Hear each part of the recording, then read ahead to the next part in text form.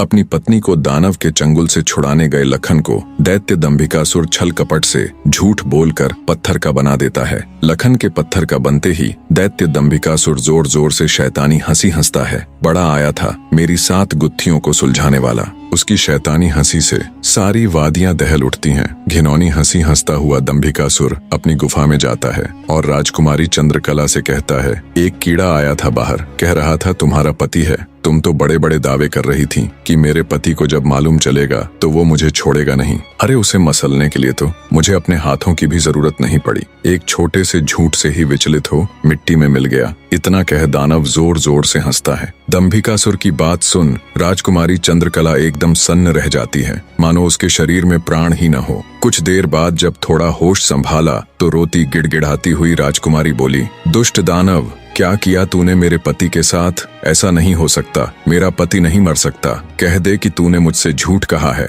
राजकुमारी चंद्रकला की बात सुन दंभिकासुर बोला, मूर्ख स्त्री, तूने मुझे समझ क्या रखा है कि तेरा वो कीड़ा पति मुझे मारेगा? अरे पागल औरत, मैं अमर हूँ, मेरा कोई कुछ नहीं बिगाड़ सकता। मुझे देवताओं से वरदान मिला है। इतना कह दंभिकासुर राजकुमारी के बिल्कुल पास जाकर बोला, अब तो तेरा पति भी नहीं रहा, अब तो मेरी बात मान ले। दानव की बात का कोई प्रतिवचन दिए बिना बेचारी राजकुमारी बेजान सी धरती पर गिर पड़ती है। उसकी आंखों से लगातार अश्रु बह रहे थे। उधर जब अपनी पत्नी को खोजने गया लखन कई दिनों तक घर नहीं लौटा तो उसके परिवार वाले अत्यंत चिंतित थे। लखन की माँ और उसकी भाभी का तो रो रो कर बुरा हाल था। लखन का बड़ा भाई महेंद्र भी गहरी चिंता में था। अंततः कुछ भी न सूझने पर महेंद्र अपने अनुज भाई लखन को खुद ढूंढने का निश्चय कर अपनी माता व पत्नी से आज्ञा ले घर से चल पड़ता है। बड़ा भाई महेंद्र लखन की खोज में जंगल में भटकते हुए उसी साधु की कुटिया पर जा पहुंचा। उसने महात्मा जी को प्रणाम किया और थोड़ी देर सुस्ताने के लिए वहीं साधु की कुटिया के बाहर बैठ गया। महेंद्र को देख महात्मा जी ने उससे पूछा,